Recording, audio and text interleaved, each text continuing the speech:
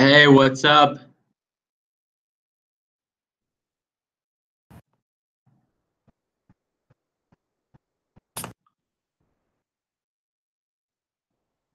Hey, what's up? We're just gonna tune in here and see how many people tune in, and I appreciate you guys coming on board.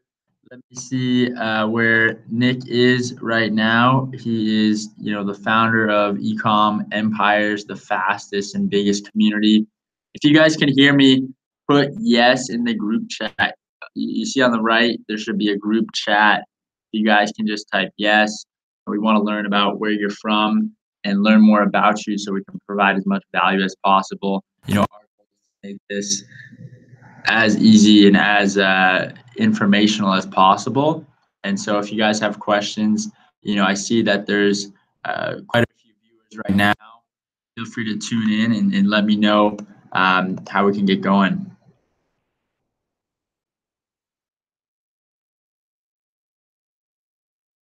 And Nick said he's about to join in. And let's see if we can get him on board here in a sec. I'm just trying to tune in and figure out how we can add him in here. Appreciate you guys hanging in there. And if you guys see the group chat, just type yes. You can view it real quick. And we'll go from there.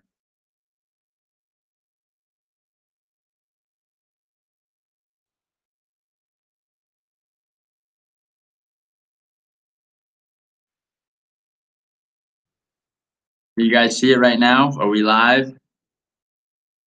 Perfect. 25 views. Awesome. And if you guys can enter, I'm going to say hey in the chat. See if you guys can see it. Did you guys see the chat on the right? Should say hey right there.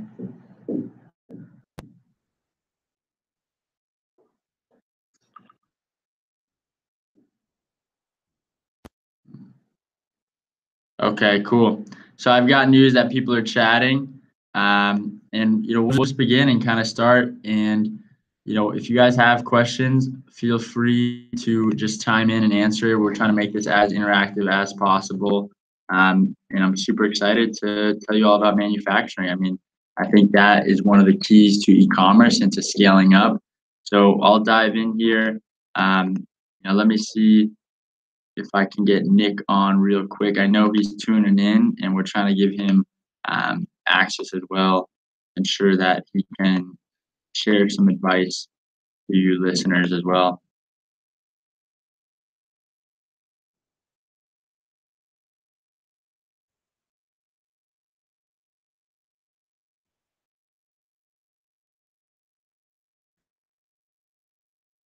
All right, so we'll get started here in a sec.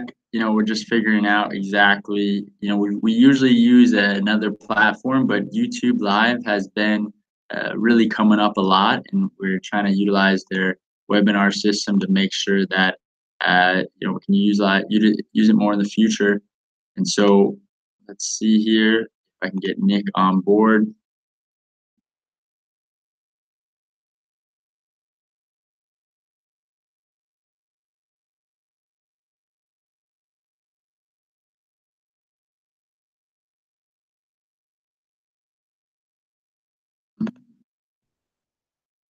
Cool. We're just Nick, you there?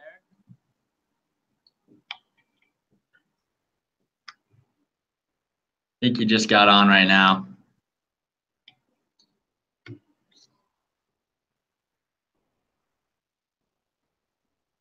Nick, can you hear us?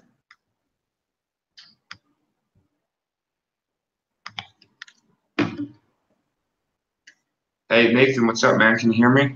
Yeah, I can. How's it going?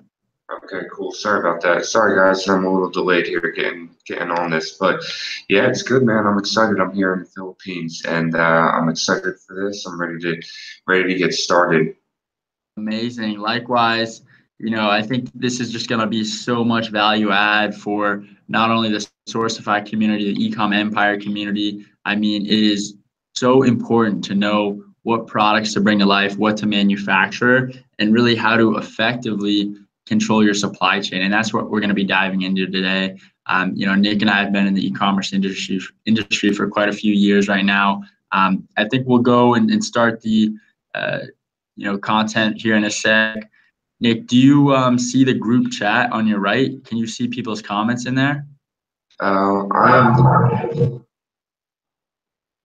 I'm still getting this all set up here. Okay. But as soon as I let you, because if I open it up on my own screen, there's a lot of feedback. So as soon as I let you get started, I'll look for because if I watch it on YouTube, I can see it. But right now in the present mode, I can't really see anything. Got it. Anyway, I'm going to post this in the group. We're going to get started here in a second, guys. This is really cool, I think, and an exciting type of webinar to be doing because, as I mentioned in the post, anybody that's in this industry, anybody that's drop shipping, that's doing e-commerce right now, this is really the next evolution of your business. And I always like to find the training and the webinars that I know are important to me as well. So like when I look at what is the stuff that would be really cool to bring to the group, if I know that if it's something that I'm looking at in my own business and something that I'm currently that's where I'm at. And I think that's really cool because what Nathan is doing with Sourcify is really good stuff. If you guys don't know, Sourcify is one of the fastest, if not the fastest growing, I think, type of company in his space right now for being really unique, really disrupting the industry when it comes to the supply chain, being able to hook e-commerce entrepreneurs with manufacturers and factories over in China and all across the world. And so that's a really powerful solution to be able to bring to the group and to be able to offer some really good training and some information for the type of stuff that we're going to look at today that is going to help anybody. Whether you're just getting started or whether you've already been doing this for a while, you might be ready to start looking at sourcing right now, or maybe this is something that you just want to keep in mind and consider for the future. As you're building your business and as you're growing. So exactly. I think this is really cool. I think it's going to be some exciting stuff, the information that we're going to look at here. And I know we have people that are still showing up, so it tends to be like that. People kind of show up as we get started, but I'm going to post this in the group as well. And yeah, we can get started here in a minute. Awesome. Yeah, super excited as well. I mean, the collaboration efforts here, and it's just going to be an incredible webinar that we're going to put on right now. And also for you guys that haven't heard, I mean, Nick, I'm sure you've been talking about the Conversion World Conference is coming up here in Hanoi, Vietnam. It's an event that I'll be at. I'll be speaking. I'm super excited to be showcasing, really growth behind e-commerce, how to convert customers at scale, and really how to grow to a 6, 7, 8-figure e-commerce business on April 21st through 22nd. You guys want to check it out. The website URL is conversionworldconferences.com. They've got some amazing speakers. I mean, the lineup is incredible. Like Neil Patel, I know he's been a big inspiration for us at Sourcify. He runs 2 amazing software companies, Kiss Metrics and Crazy Egg. And, he's one of the top online marketers in the world. So it's an event you guys definitely want to check out.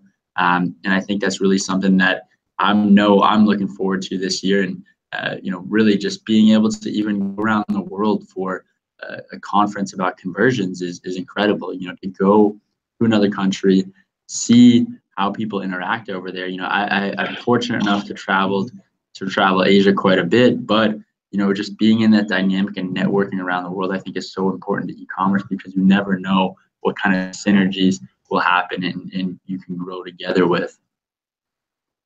So Nick, are we diving in here? Let's take 5 minutes and get everything set up. Is that good or? Yeah, I'm posting in the group right now. Awesome. Yeah, actually, I haven't. The Conversion World Conference is going to be really cool. I haven't actually officially announced that yet, but for anybody who is listening, we also locked in Jay Abraham for that conference. So that's something I've been waiting to announce because I'm actually really excited about it. Jay Abraham is like one of my kind of like one of my personal inspirations that helped Sure. get me started as a marketer and like really as an entrepreneur. So I'm really excited that we got him in. That's pretty big for me. He's Yeah, going to be that's our incredible. yeah, he's going to That's be our really other keynote speaker. Yeah, that guy is, I mean, super smart. It's amazing to have someone of that scale coming to the conference and with that knowledge. I mean, that is, one of the top uh, influencers and marketers in the world. I mean, that's amazing. Yeah, it should be really cool. It should be a great event. I'm posting this in the group right now. So yeah, I guess we can. Let me just. I'm gonna mute my mic for a second so I can open the YouTube page and see what it looks like. Cool. Yeah, I'm gonna do that as well because I couldn't. That was one of the things I was wondering about is I couldn't chat in the Google Hangouts chat while also seeing the YouTube comments. So I'm gonna try to pull that up so we can really see what people are saying because I want this to be as interactive as possible. We're gonna be talking about some high level concepts, and I think that's one of the things that we've got to make happen here is make it as interactive as possible. So let me pull this up real quick and then we'll get started.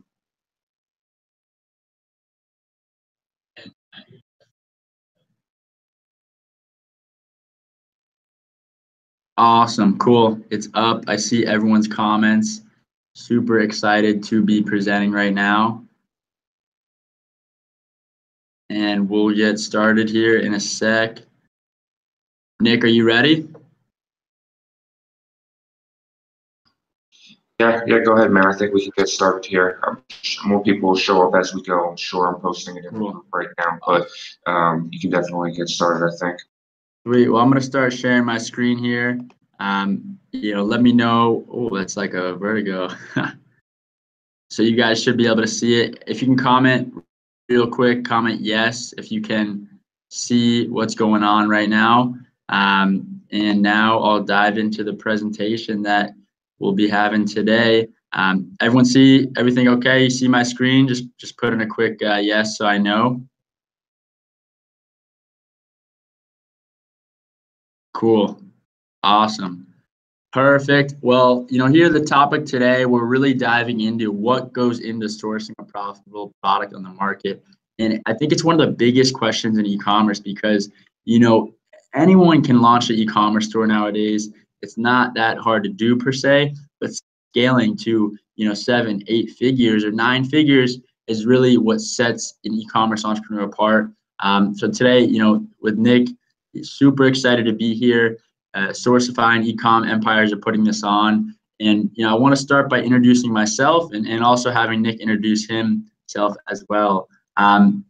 So I'm Nathan Resnick. I'm the CEO and founder of Sourcify. We're the fastest growing sourcing platform, helping hundreds of e-commerce companies bring new products to life. We're backed by Y Combinator and a bunch of other amazing team members. But really, the whole reason I got into manufacturing, because people always ask, Nathan, how did you actually end up manufacturing products? Stems from my own experience in e-commerce, where I've brought hundreds of different products to market. I mean, when I was in high school, this is going to sound crazy, but when I was in high school, I was actually a foreign exchange student in China, living with a host family that didn't speak English and attending a local Chinese high school. So I've seen the factories and I go to China about 5 times a year. We've got our own team in our Guangzhou office right now. And it's so amazing to me to see the power of these factories to turn these ideas and bring them to life. If you have an idea right now, whether it be hats, watches, backpacks, sunglasses, whatever it may be, you have the power, like literally, at your fingertips to bring that product to life. And that's really what we empower people to do at Sourcify. So before I launched Sourcify, I started selling on eBay and Amazon in high school when I was in China, flipping products on there. And then my first product that I actually invented was the first leather watch strap without holes. It worked like a zip tie, where you slide the strap through the buckle and it caught on notches in the strap. This grew to a 6-figure e-commerce store in the first year. And then I went on to help crowdfund a lot of campaigns, a lot of companies like Original Grain, LoomCube.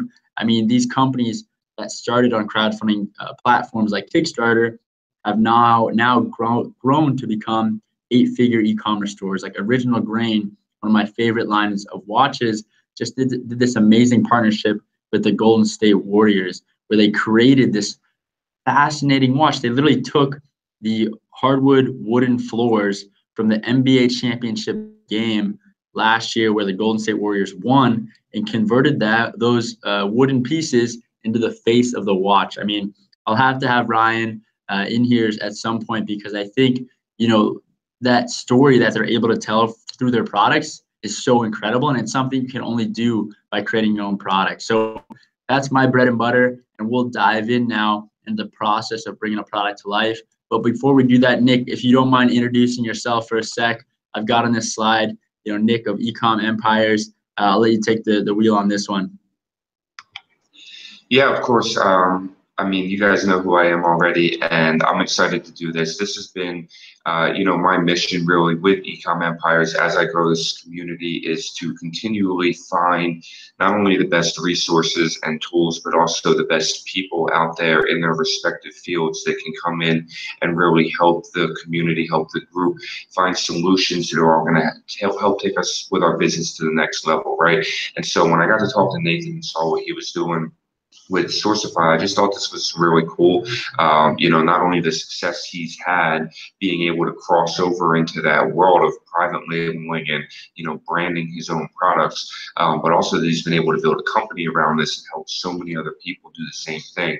So for me, you guys know I'm all about drop shipping, custom merchandise, and being able to use Shopify to grow to 7 figures in sales and beyond. And so I know that this is something I've been learning a lot more about, and I've been really looking at and considering and kind of looking to move my business in that way to be able to start getting a little bit more in depth with private labeling and branding my own stuff.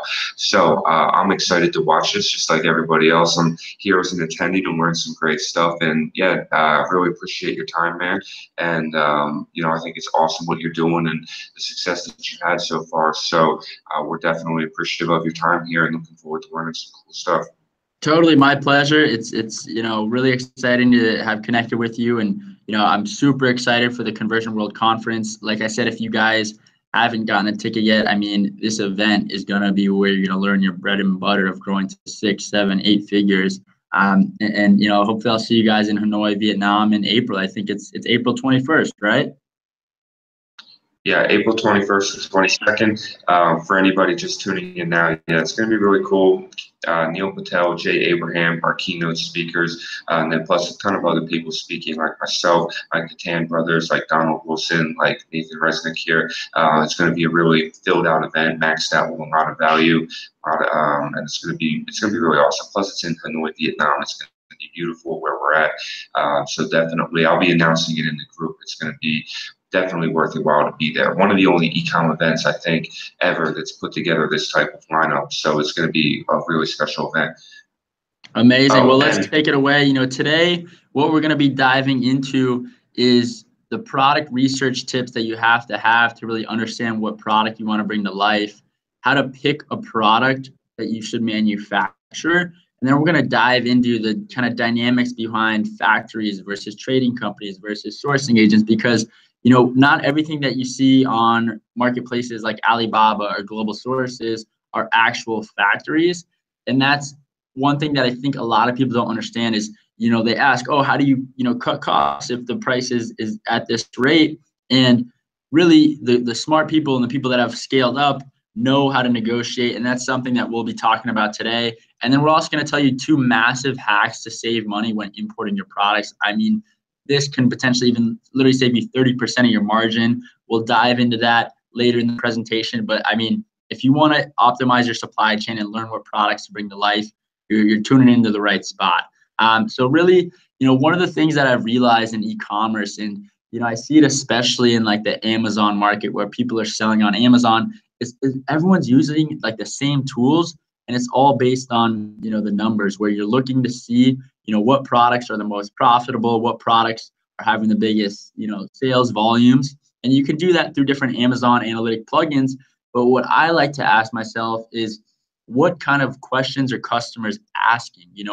What kind of demand can I see on the customer side? And so one of the tools that I use, I have no affiliation with this tool, Merchant Words, but it's pretty cool where you can actually see the monthly estimated search volume of certain products. And so if you want to go into a product category and you want to see, how popular it is and how much search volume it's getting, merchant words is a tool I use. And it really just enables you to actually kind of have that pull versus push. And the kind of dynamic behind that is if you're pushing ads out there on Facebook, there's not much of a search driven intent. Whereas if you're actually seeing search volumes and kind of trying to understand what people are looking for, then people are actually, you're pulling people in based on their search. So it's a different dynamic, and it's something to think about when you're choosing what product to manufacture. But, really, when I think about products that I want to manufacture, and especially, at Sourcify, when we manufacture for hundreds of different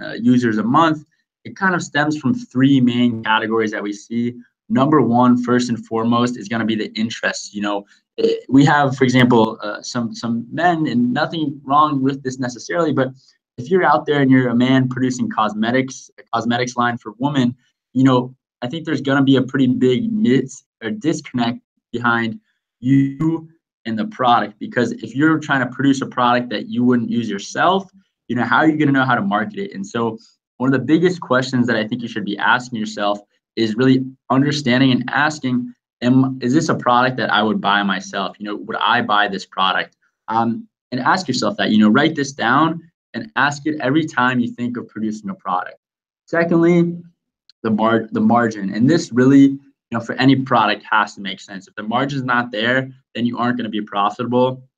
And most of the time we look at gross margin. Gross margin is basically what it costs to produce the product minus by the price you sell the product at. And the profitability is a pretty simple calculation where, if you have a gross margin of 80%, let's say you're buying the product for $20 and you're selling it for $100, that gives you a leeway of $80 to figure out how to acquire a customer. And so if your acquisition costs are below $80, you're going to be making money. And so, besides a brand and besides the product and kind of manufacturing dynamic, the actual supply chain ties into your marketing, because if you can cut your manufacturing costs, then you can acquire a customer. You can have more leeway when analyzing and optimizing your cost per acquisition. So this side of your e-commerce company goes hand in hand with your actual marketing side of the business. And that's what I think a lot of entrepreneurs overlook, is they don't really realize, oh wow, like supply chain actually has a big effect on my business, because if I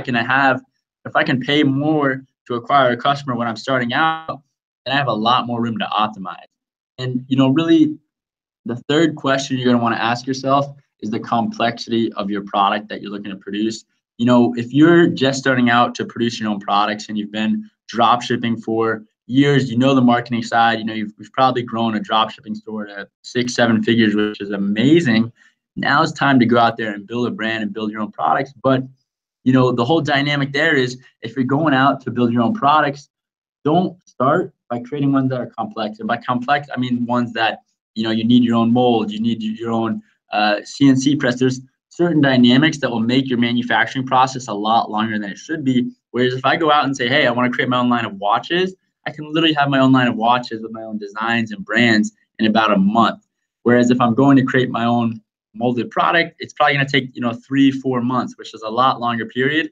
And you're also going to have to invest money up front into the actual tooling costs of that product. So when you look at the product you want to start manufacturing, think about the complexity, think about the time to market, and think about the actual investment you're going to have to put in to make that product. There's a lot of simple products out there, like jewelry, like hats, backpacks, sunglasses, socks. All these products do really well, and you see so many brands out there that have scaled to 7-8 figures, and they have that brand equity, so they can usually charge a bigger margin. And so it's the three questions you really want to ask yourself are: is this a product I'd buy myself? Can I make money selling this product based on the margin? And how complex is this product going to be produced? So dive in here now. If it's a new product that you want to bring to life, at the end of the day, what's really going to set your product apart is the brand that you manufacture with. And so you're going to want to find similar manufacturers to iterate on the designs that are already on the market. And so, for example, if we're going out, we're doing this run right now for coolers. They're basically very similar to Yeti coolers, a big international cooler brand. And if you're going out to produce a line of coolers, you aren't going to want to go out there basically and just go to a manufacturer that hasn't produced coolers before. You're going to want to go to a factory that's produced these coolers before, but that is willing to iterate on that design. And that's going to save you a lot of time in terms of actual product development, in terms of lead time in production, and in terms of just the whole process of bringing that product to life. And one of the coolest ways I like to see how I can improve a product is literally go on, Amazon or even some Shopify stores and read the negative reviews. It sounds funny. Why do I want to read negative reviews? Because I want to see how I can improve those products. If I see that, there's 10, 20, 30 plus people that are saying, oh, this product here is missing this feature. Well, that's a feature that I want to add to my product. And so that's a great way to really understand and figure out how you should be improving those products. So, go on Amazon, search for whatever product you're thinking of manufacturing and read those negative reviews and take those comments and then see if you can actually produce a better product. And then you can win on the market. I mean, that's a guarantee right there. If you can address a need that's already there on the market, that's been showcased through negative reviews, you're going to have a winner. And that's one of the best ways to develop a new product. So moving forward here, really the next question that you're going to be asking yourself once you've figured out what product you want to manufacture is understanding who you're actually working with. And what a lot of people don't understand is there's really three types of manufacturers out there. There's the factory, there's the trading company, and the wholesaler. And, these terms are used kind of intertwined, but really specifically, they're different types of manufacturers out there. And we're going to dive into that because there's certain types that will get you the lowest unit price, and there's certain types that will be the easiest to work with. And really it's a balance between the two.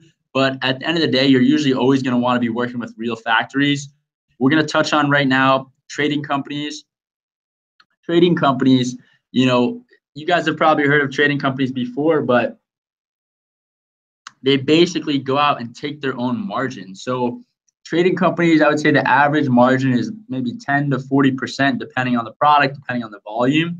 And a lot of times they'll actually have the word trade company in their name. So if you're on like Alibaba or Global Sources, whatever it may be, and you're browsing through, you see those two words after Nanjing All-Seeing Trade Company. Trade company right there means they're a trading company. So they might have one factory in their array, but all those products that they manufacture, especially if they stem in certain across product categories, aren't going to be made at their own factory. And so this means that they're basically working with feeder factories where they're upcharging and reselling those products to you. And so, you can tell a trading company too, not just by the name, but if they have a wide array of product categories. Like if I go on one of these websites and see that the factory's producing hats and sunglasses, then I know it's not a factory that's producing both product categories because the raw material from those product categories is so different. The fabric that's used to produce those hats definitely isn't used in the TR90 plastic on those sunglasses. And so because it's a different raw material, that factory isn't producing, or that trading company isn't producing both products. The other downside of trading companies is they really have little customization. There's not too much that you can do with a trading company. And sometimes they'll say that they can do everything. And that's really kind of the thing you have to watch out for in China is you get a lot of yes, and yes doesn't always mean yes in China. And so it's something you have to be aware of, and something that you always want to be just mindful of.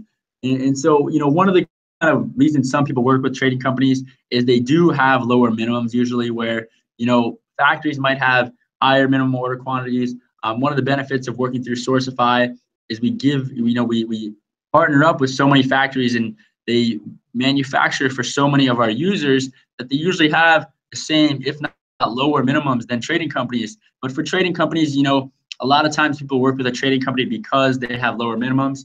The scariest part about working with a trading company, though, is it's hard to access the factory. Call this trading company right now, and you'll say, what's the factory? Who is it? They aren't going to want to tell you because if they tell you the factory, you're going to cut them out of the table. What value do they provide if you can go directly to the factory? The other question that is very scary as well is the liability is in question. If you go to produce these products and they don't come out to spec, or the quality is crap, what are you going to do? Hit up this trading company. The trading company is going to say, oh, it was the factory's fault. Well, the factory is going to say it was the trading company's fault. So whose fault is it really? The liability is in question. And that's one of the scariest things of working through a trading company. And at the end of the day, if something's really wrong and if it's a big production run, these trading companies will disappear. I mean, it's not hard to disappear in China, I'll tell you that. And it's one of the scariest things out there where we hear horror stories of people, putting $10,000 into production. The products, sometimes don't even arrive, or they arrive in a form that they can't sell them, and the trading company disappears. You've got maybe their email, phone number.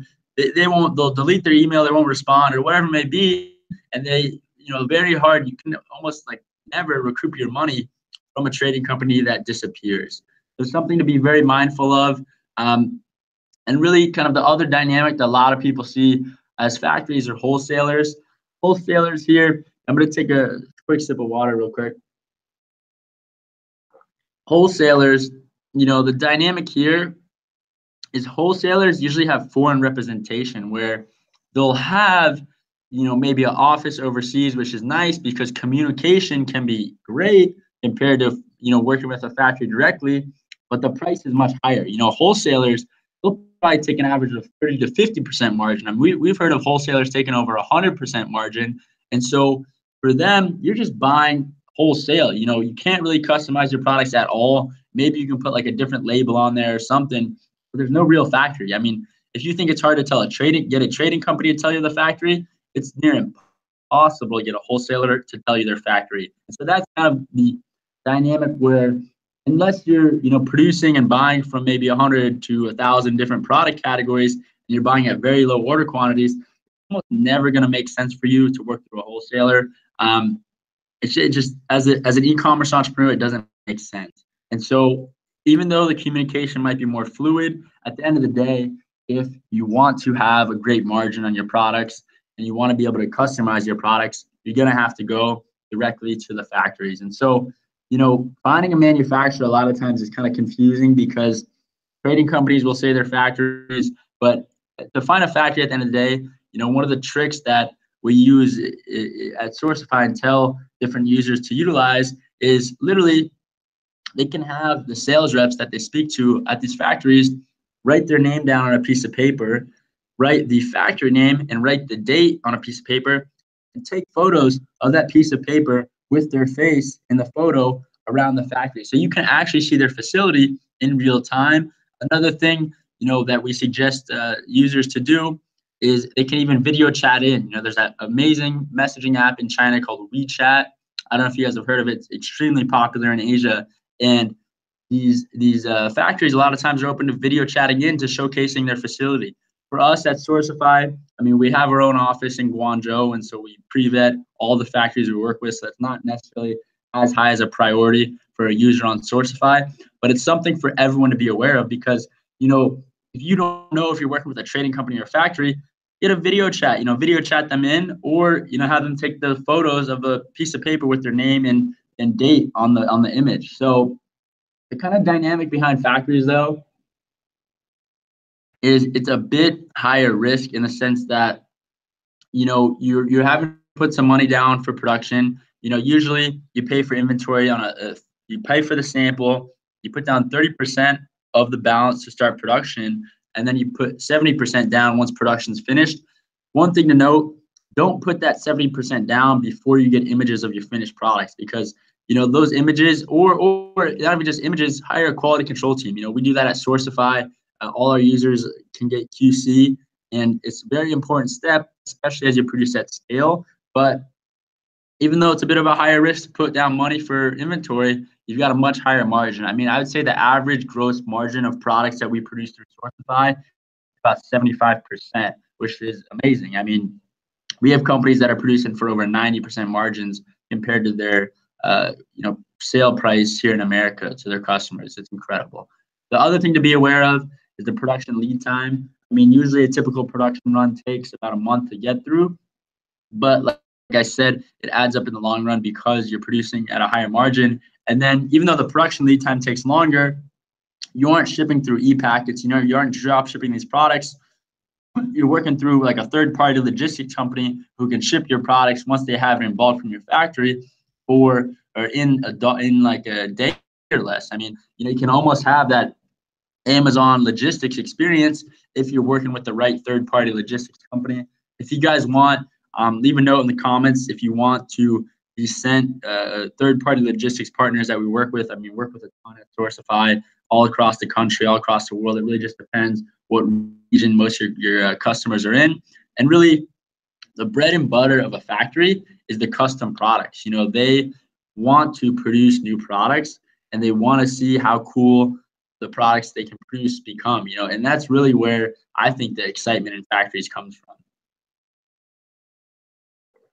So one of the questions that you want to ask yourself if you're working with a sourcing agent is, are you smarter than your sourcing agent? And this story kind of comes back to one of the fastest growing outdoor game companies in the world, Spike Ball. We were talking to their team, and they had been working when they started with a sourcing agent, and the agent got them started. But for Spike Ball, they give a lifetime warranty on their products where it pushes them to ensure the quality of their products is very high. Because if the plastic is always breaking on these Spike Ball sets, they're going to have a lot of problem, and it's going to be an unprofitable product for them. So for them, they need to ensure that they're having value created up and down the supply chain. And a lot of these agents just have very niche sourcing experience, which is good and bad. But as you outgrow and understand the dynamics of your product better than your agent, you're probably going to want to work with someone else or cut them out of the table. And a lot of times there's culture connotations there where your sourcing agent, these guys will sometimes literally be paid under the table by factories to get your production run in with them. A lot of these factories are very hungry for new production runs and new clients. And so it's something you have to be very mindful of. I wouldn't necessarily suggest working with a sourcing agent. I mean, it's unless you really, really don't want to hire an operations person internally, then you could potentially work with one. But at the end of the day, if you're starting up or scaling up, it's not a route you want to take. And the craziest thing is some people and some agents actually hide the factory relationship from you, where you won't even know the factory name, their location, how to contact them. It all goes through the agent. And that's a horrible situation. You don't want to find yourself in that situation. At Sourcefire, we're completely transparent. We aren't agents. We're a platform. So it's a different dynamic. The other cool thing about creating your own products is you really have to understand your component costs. And so for the most part, everyone here will be dealing with assembly factories. And by assembly factories, I mean like watch factories, for example. A lot of people don't realize to produce a watch, you have the watch hands, the strap, the movement, the case. All these little pieces come from different factories that specifically focus on those parts. And so understanding that enables you to see how you can cut your costs in the long run, where each factory, even if it's a cut and sew factory that's doing clothing, they have the fabric mills that are producing those fabrics. They have the thread, they have all these little pieces, the zippers on jackets, all those little pieces come from different factories in this assemblies factory's own supply chain. And so as you grow, one of the ways to cut your component costs is to really understand the actual unit dynamics behind each part of your product. So I'll go back to the watches example, where if I think I can get leather straps for a cheaper rate than my assembly factory, or if I think the assembly factory can cut costs or needs to cut costs on certain components, I'll ask to see the unit costs of each part. And so that's something that you want to understand as you grow, because maybe 50 cents cheaper isn't a lot at $10,000 production run, but once you get to $100,000 production run or $500,000 production run, 50 cents becomes $250,000. I mean, it adds up. And so it's something that you want to start thinking about from day one. And it's something that a lot of people don't even realize, that they can cut their component costs. The other great thing that you should really know is your communication methods. And if you're working with factories, you gotta have more than one communication method. I mean, email is definitely a given. Everyone uses email. WeChat is great. Download WeChat if you're dealing with Asian suppliers. Skype is all right. WhatsApp is actually now blocked in China, but I would really primarily stick to WeChat and email and maybe Skype as well. And it's just good to have a fallback communication method. We have had factories' emails getting hacked. One of the scariest things where, all your information is now in a hacker's hand. And it's something that you have to be very careful with. So always get at least 2 to 3 communication methods from a factory. And we'd also suggest that you get more than one, sales reps from the factory's contact information. Because what if something happens with that sales rep? I mean, imagine you're mid-production run and you haven't heard back for 2 weeks from the factory, and you're hitting up the sales rep.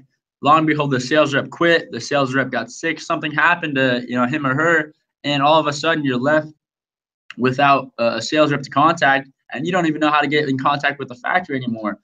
So if you go into a production run, make sure you have at least 2 factory sales reps. And then keep it simple. The people in Asia that are working at these factories as sales reps, English is not their first language. Some of them have great English language capabilities, but still keep your language simple. And, like I said, no more than one employee. Very important. So how could you get a discount on your invoice when paying overseas suppliers? I mean, this is one of the biggest questions we get. And really, it used to be, it's still possible, but the currencies always fluctuate. But you can basically capitalize on the currency fluctuation a lot of times by paying these suppliers in their native currencies. So that means you basically, instead of transferring them USD and having them convert it over there, you transfer the USD over here to renminbi or whatever whatever currency your factory's located in. You transfer them their native currency, so then you save money on processing fees. And the factory is probably going to be more happy by getting paid in their native currency as well. You just want to make sure that your conversion rate that you're getting is better than their conversion rate as well. So that's something you can ask the factory and say, hey, if I send my money in renminbi instead of USD, can I get, what's the kind of rate you're going to give me, basically? And this could enable you to get better payment terms, because one of the things about creating your own products and putting your products down, starting your own companies with custom products, that you're going to have to put money in inventory. And by that, I mean, you're going to be paying in full for your production run before you actually have products in your hands. It's what enables these factories to actually produce products. But as you go and as you become more of a trusted customer with them, you can get better payment terms. So one of the neat ways that we like to kind of standardize target prices is by basically using this method where you basically just put whatever product you want to manufacture in Google Translate. Let's say it's a dog leash. You do this, and then what ends up happening is you go to a site called 1688. In Chinese, it's Yao Liu Baba.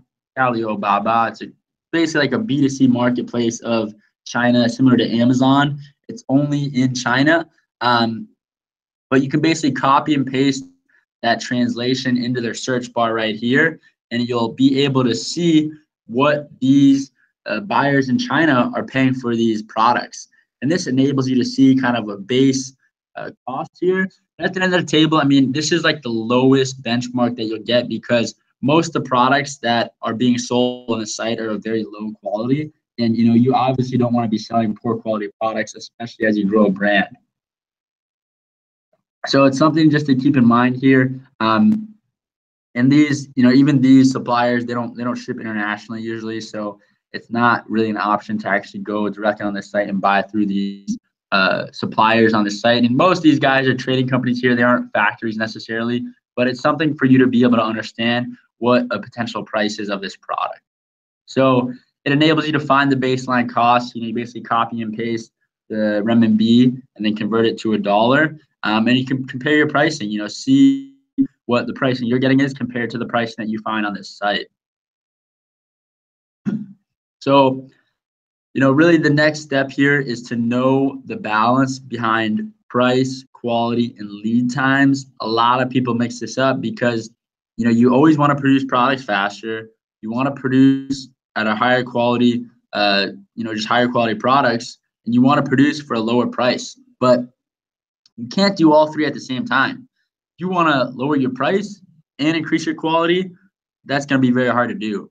If you want to decrease your lead time and increase your quality, it's going to be very hard to do. So you have to understand the three dynamics behind these traits, because if you go in a production run and you say, hey, I want the lowest price, best quality, fastest lead time, so does everyone else. But if you're trying to optimize your supply chain and really bring a product life effectively, figure out what's most important for you and lead with that in mind first. And there's no right answer to this per se, but it's something that you should keep in mind as you go into a production run.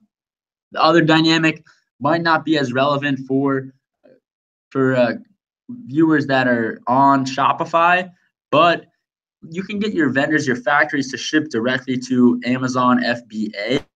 The scary thing about this is that, or the good thing about this is that you're saving time and money by using offshore labor to do this FBA prep, because Amazon has its own standards of how they want their products to be shipped.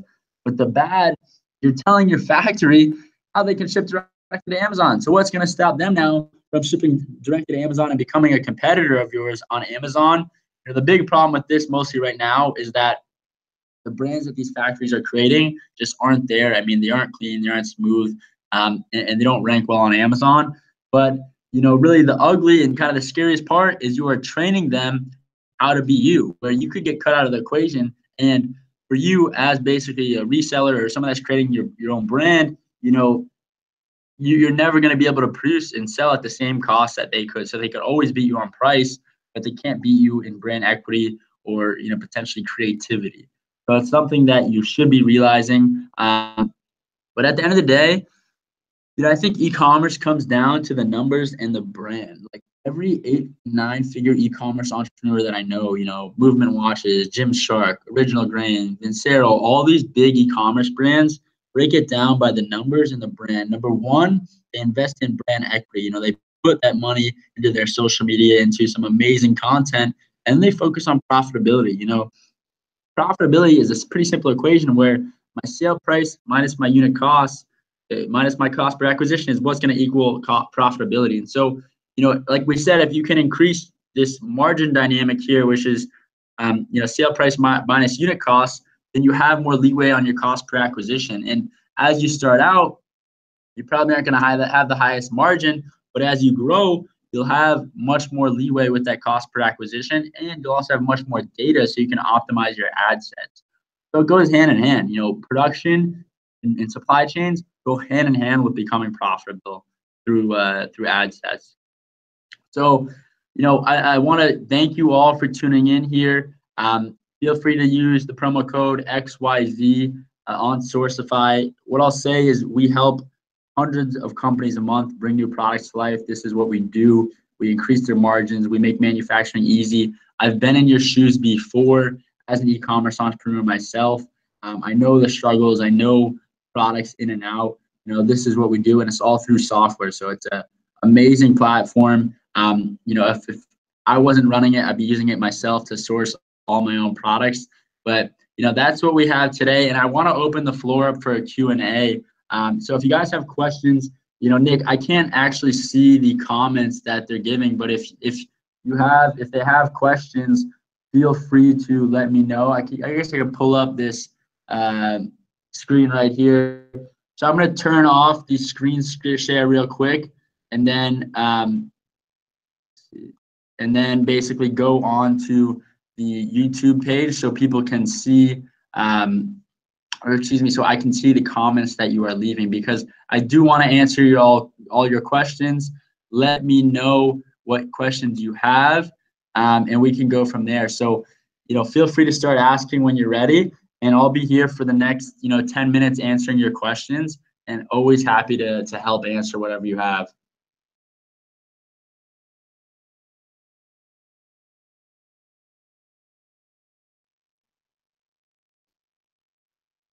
Got it. So I see Isra. So Freight OS. Yeah, I know Freight OS. They're a great service right here. I do highly recommend them because I think the customer experience is really good there.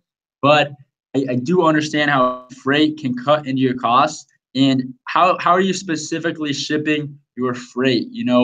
I would say that freight forwarding is always a cost that you're going to have to understand, and always a cost that you're going to have to work into your margin. But if you're shipping in bulk and going through a cargo ship, it shouldn't be too expensive. Air freight is a bit of a different story. And then you obviously have, your 3PL and excuse me, direct to consumer shipping costs where you're, paying USPS or UPS for shipping your products to your own consumer. But at the end of the day, freight forwarding is a cost you have to work into your margin. There's no right answer to this. I mean, there's Freight OS, there's a lot of private brokers out there. I would say the best options are Flexport, Freight OS, and then we have, a few private brokers that we work with at Sourcify. I can happily introduce you if you want. Feel free, everyone as well. If you want to have more questions and chat, feel free to just email me at nathan@trysourcify.com. Always happy to chat e-commerce. And, we're here to help. Like, that's my goal. It's just to enable more people to bring products to life. I mean, that's really why I started Sourcify.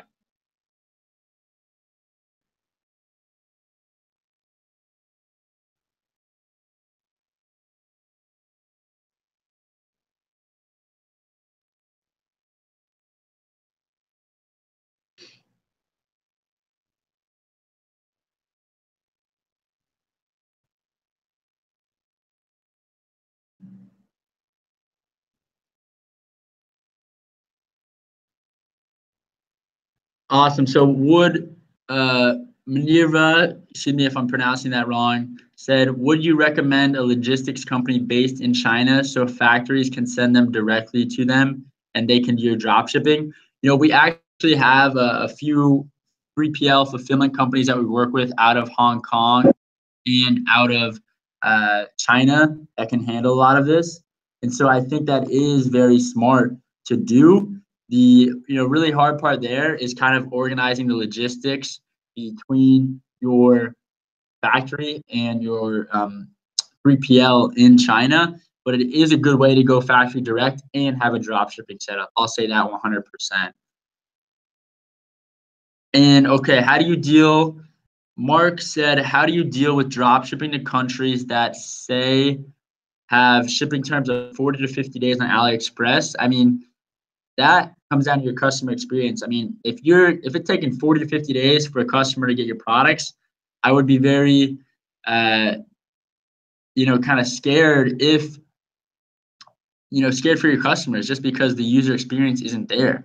And so what I recommend doing is try to contact that supplier directly, say, hey, those lead times, those shipping times aren't going to work for me. And I either buy in bulk and work through a 3PL where I can get the products to the customers in a few days, or can we try to decrease those shipping times because 40, 50 days is not going to be a good experience. Dave asks, what is Conversion World Conferences? Conversion World Conferences is the go-to conference on conversions.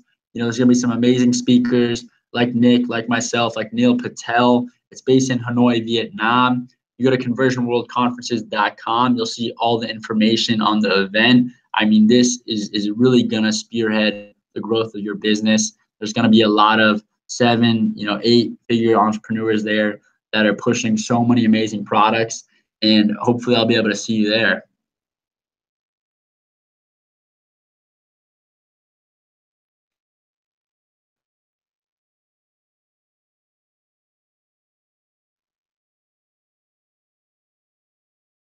So let me know if you have more questions. I mean, always happy to chat more. If you guys have more questions, just feel free to chime in right now on the right. You can, say something right there in the chat box.